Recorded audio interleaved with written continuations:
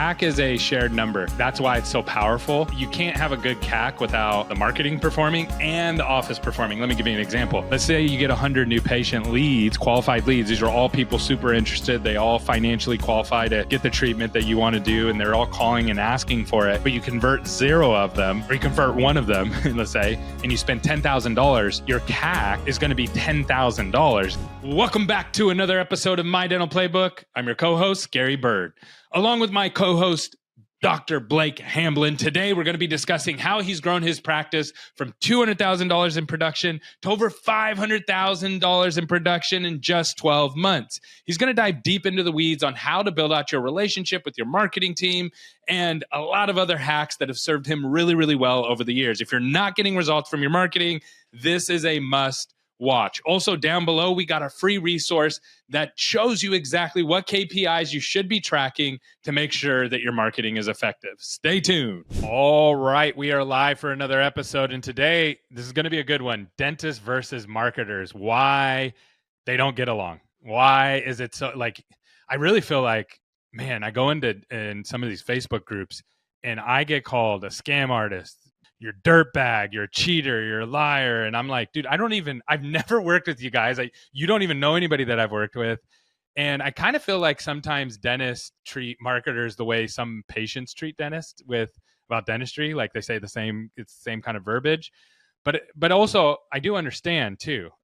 Recently a dentist posted and he was like, I've worked with all these marketing companies. They always make excuses. It's never their fault. It's always my fault. And so I'm empathetic to that as well. Like I get that. And I really want to hear from you, Dr. Hamblin, because you went through this. How was it being a dentist and just marketing wasn't working? Yeah, it's frustrating. You spend a lot of time and money trying to figure out a way to improve your practice, improve the patient flow that's coming through it. And you have certain expectations that oftentimes are not actually voiced to the person that's doing your marketing. And they think, oh, I'm killing it. I'm getting X amount of views, or I'm getting this many people liked your post, or X, Y, and Z. And we've all heard the lines.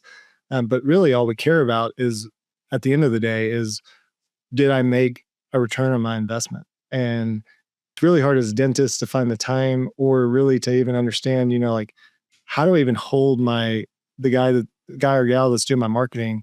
How do I even hold them accountable to the results they're creating? We know how to hold team members and all that accountable, but we have no clue where to start there. So there's a little bit of frustration just because you feel helpless. You don't know up from down. Yep. Okay. So that's a great point. So at the end of the show, we're going to give away KPI lists that if you just watch these couple handfuls of KPIs, it'll help you hold your marketing company accountable, and it'll help you hold your team member accountable. And that's one of the main things that I think where the confusion comes, is that when is it marketing's fault and when is it the office's fault? And how do you delineate the difference between those two? Like, how do you even know that? And there's an actual way that you can know that. So we'll talk about that. But before we get into that, what are your thoughts on the difference between like marketers and dentists in general? For me, what I've noticed is dentists love to dig into things. They love to get their hands dirty. And that's how they normally solve problems. It's just like, I'm going to go in and I'm going to learn down to the micro detail about all of this. The problem is like marketing's very vast. And if you don't like it and you don't enjoy it and you don't have a lot of time on your hands, like it's overwhelming. It overwhelms me. And this is all I do all day long. And I'm like, okay, here's another wave of the AI stuff, of the social media stuff, of the SEO, of the ads, and so it can be a lot. And so marketing people kind of are more creative, where dentistry are more technician. And it just naturally, those two people, an artist doesn't necessarily get along with the architect. The artist paints this beautiful house. This is what I want my house to look like. And the architect is like, yeah, that's going to fall down. It's not going to stand up that way. You know what I mean? It looks cool, but it doesn't work in the real world. Where do you see the disconnect? Yeah, that's a good question. I think, like what you said, most dentists are incredibly technical when it comes to most things in their lives. And frankly, I think that's what I appreciate about you is you balance that really well. You understand the creative side. You understand things that make make people move and drive people to take action. But at the same time, you understand that what we're looking for is a result, and that result is more patients.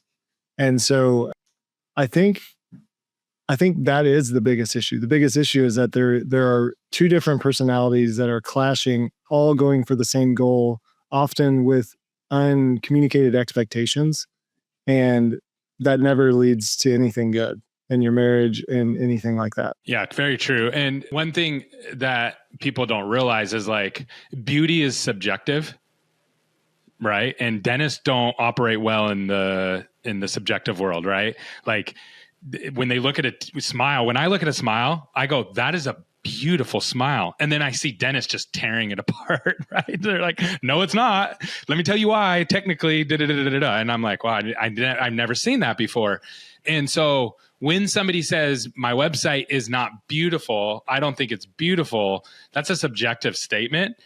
And that doesn't mean the website isn't going to perform. I've seen what I personally think are the ugliest websites and just like perform really well. And then I've seen sites that I'm like, I was just talking with somebody yesterday and they said, I had somebody who spent $30,000 on a website and it could not convert anybody because of the way that it was structured. It was pretty, but it wasn't structured for conversion. So those are two different things. So you got the subjectiveness of the work that you're doing, and then you have the objective outcome that you're looking for. And again, we're going to talk about how to like measure that and hold that accountable at the end of the show here and get into the meat potatoes to that. So I think like from a dental standpoint, if I was a dentist, the way I think about it is when I go into the dental office, I want, and let's say I'm in pain. I don't want the dentist to explain to me the science of bonding and how the root and the gums. I just want them to tell me, yeah, I know.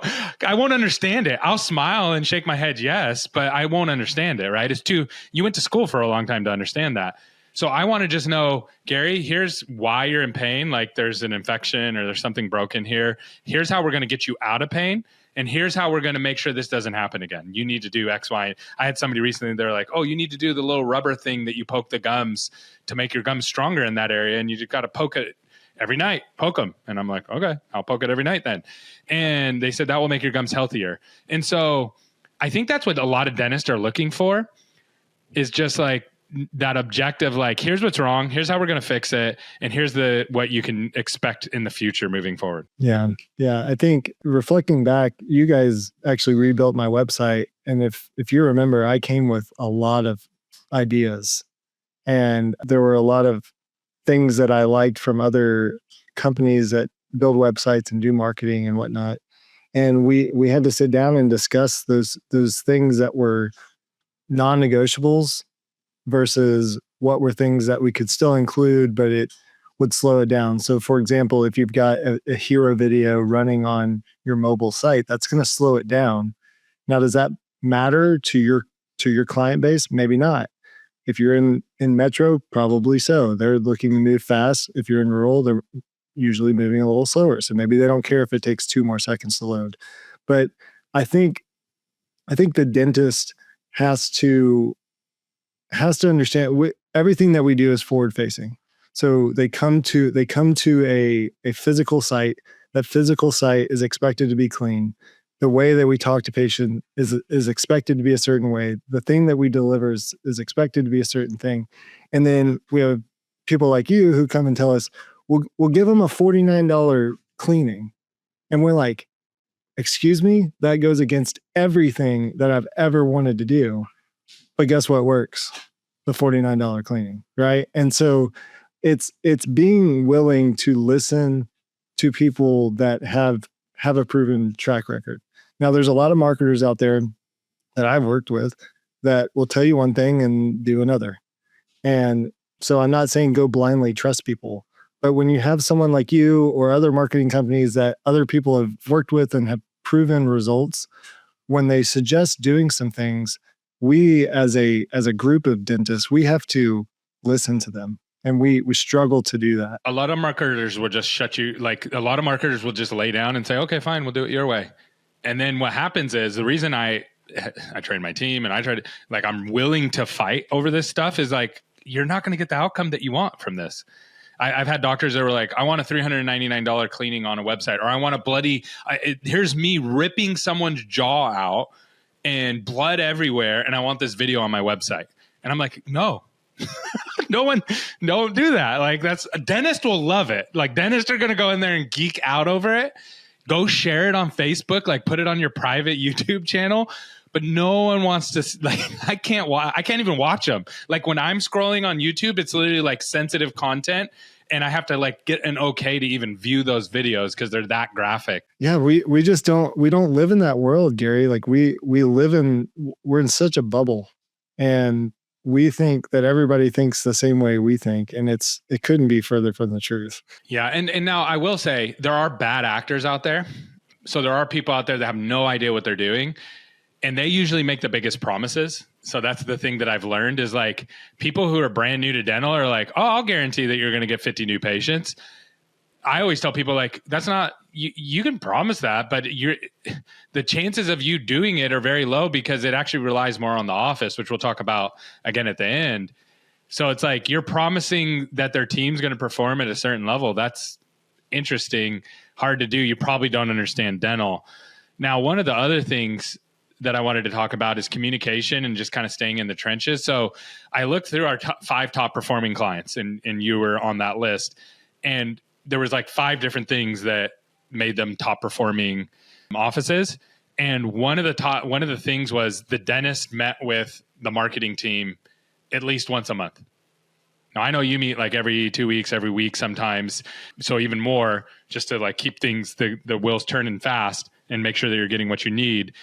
But why do you think so many dentists just don't even want to be involved in the marketing? Well, I think it goes back to a little bit of what we talked about earlier, is we don't know what we don't know. And it's sometimes can be overwhelming. We think we're going to get in these meetings where we're going to be asked questions that there's no way we would know what SEO is, or all these technical marketing terms. And really, that's not what it is. It's us calibrating each other's expectations.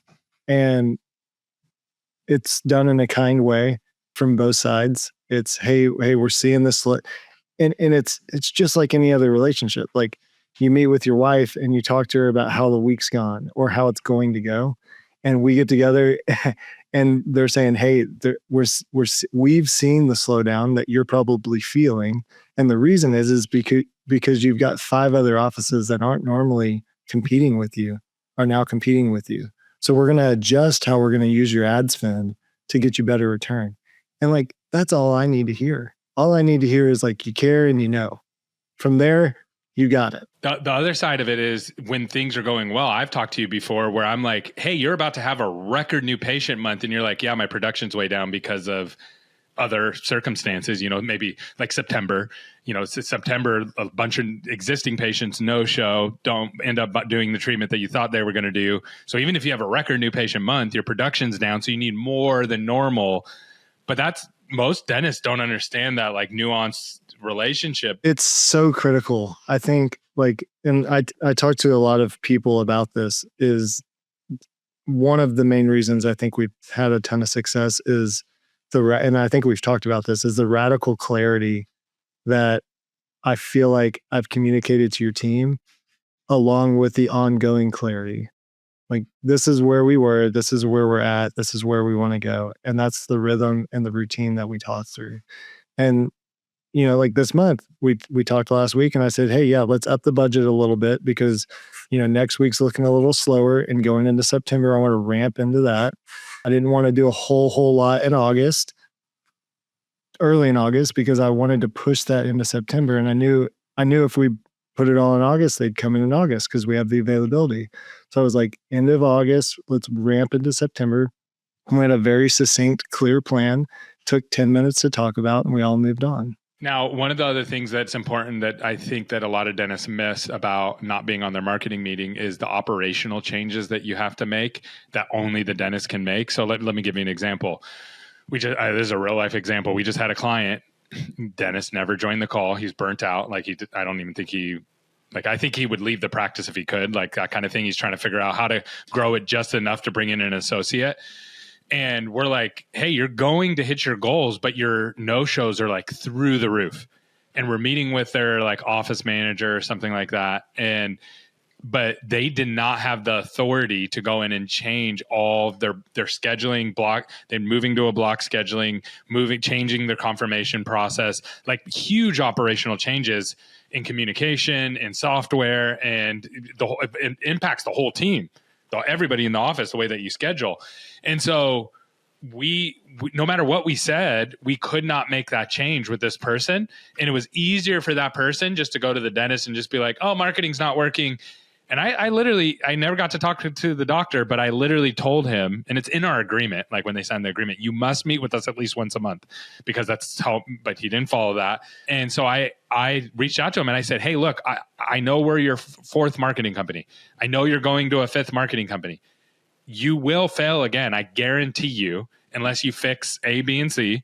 And I'll show you how to fix it before you go to the fifth marketing company, just so you don't fail again. He didn't take me up on it, but it's like those kind of operational changes. If you just ignore them, you'll always get the same outcome from your marketing, no matter how good it is. Yeah. Well, it's like what we talked about on the last episode. I wanted to double down and go, but the simple act of seeing, our front was overwhelmed with phone volume as it was, I was able to very quickly change course and make a decision. And it's just easier for us sometimes to stick our head in the sand and not think about it. But like the growth is on the other side of the hard work. And the hard work is generally the things that make the biggest difference. And that really is what separates, a good practice from a great practice. Totally agree. And you do a great job of that. And you do a great job of being kind in how you communicate, even if something's off track, broken, whether it's your team or us.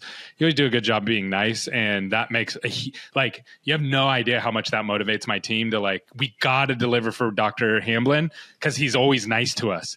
And that's not normal in dental, just FYI. I'll send some gift cards if that'll sweeten the deal. They just being kind and just being not yelling at them.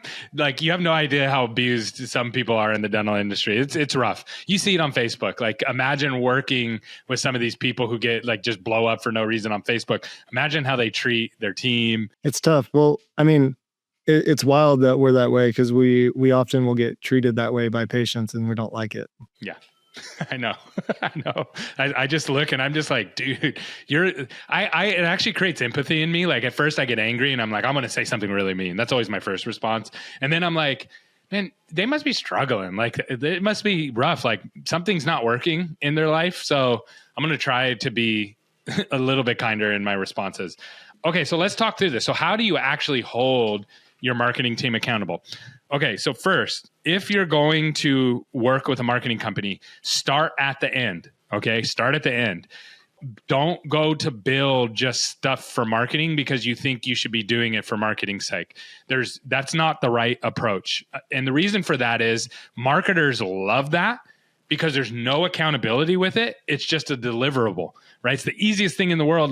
Hey, I'm going to pay you $5,000, $6,000, $7,000, whatever, for a website and videos and this and SEO optimization.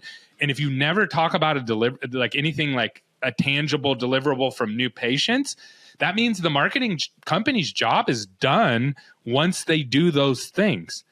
And so the deliverable is the website. So we're very intentional with our clients of, okay, we're going to do the deliverable of the thing, but the real deliverable is the new patients. And so always start at the end. I'm at 20 new patients. I want to go to 40. Start every conversation with that. And the reason that the hack on this, the mental hack that you're doing with these marketing companies, because they're all good at different things, right? Some are good at branding, some are good at SEO, some are good at ads, some are good at building beautiful websites, but you don't really know who's who if you're not technical and you haven't examined a lot of their work. So what you want to do is you want to sit down and say, hey, I want to go from 20 new patients to 40, and then see what they say. Whatever they say first, that's their competency. That's what they're really good at. Well, we need to adjust your website. They're probably really good at building websites. Well, let's try some SEO. And then from there, you can drill down okay, well, do we need social media, or do we need this, or do we need that? And you can start to work through that. And if they don't bring up your competitors, That's a huge, huge red flag. So they should be bringing up like, hey, just so you know, in your area, there's a bunch of people who are running free exam and x-rays. Like there's hundreds of them all around you.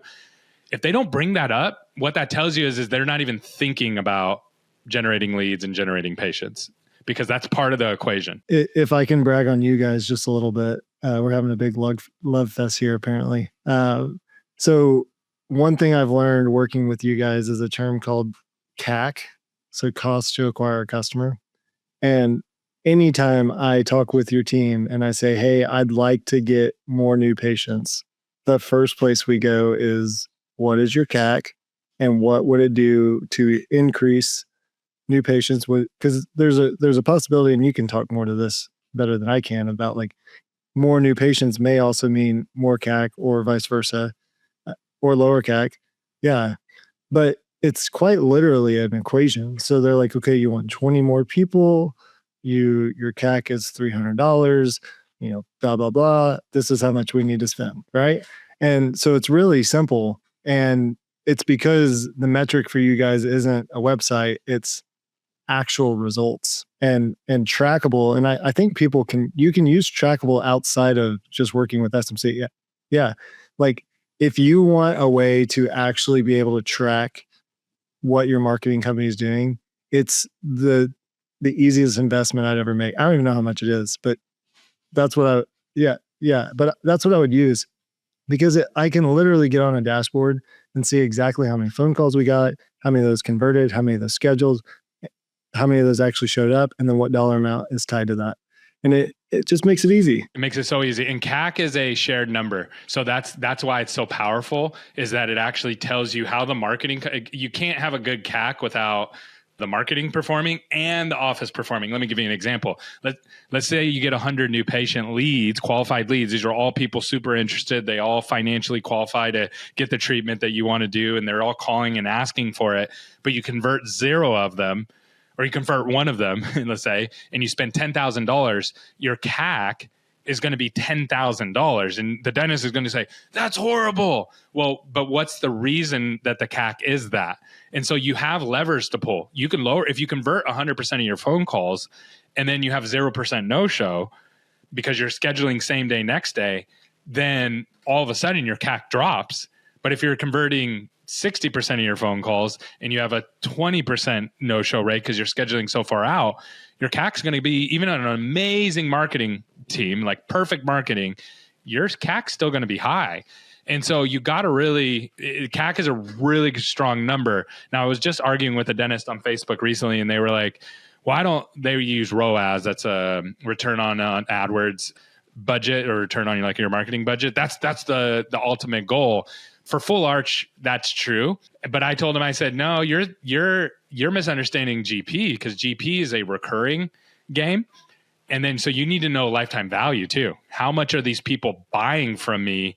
If I'm spending $300 to get them through the door and the lifetime value is at $600, doesn't make sense. But if the lifetime value's, $3,000, $4,000, $5,000, or just, this year's value is that much, then now all of a sudden your ROI starts to make sense. All your marketing makes sense. Yeah. If that didn't make sense to people, I'd encourage them to go back and listen to it about 4 times, and then it'll be incredibly valuable to you.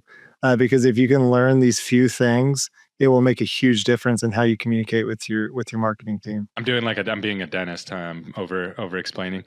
Thank you. Oh, it's great. It's so helpful. And it's like when you find a good dentist that knows how to explain dentistry to you, you're like, oh man, now I get it.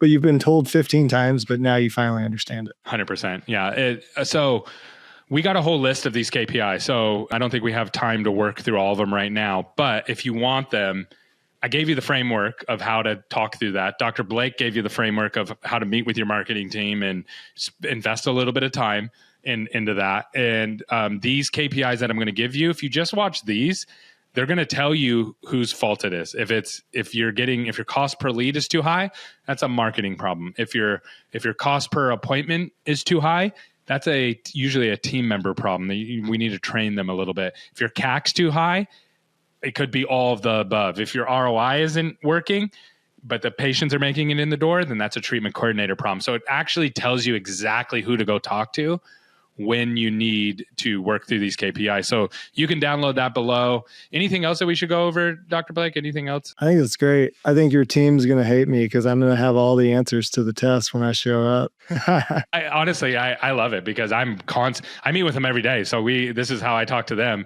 just more aggressively. I'm like, no, you didn't look at this, or you got to look at this. And they do a great job. But everybody's learning, right? Like, I'm still learning. I still learn stuff that I go, oh man, that's a really good, like that will lower this. Let's go. Like there's so many little dental operational things that you can do to manipulate these numbers into your favor. So I love it, man. Thank you so much for sharing all your wisdom and just making time for this. Absolutely. Thanks for having me.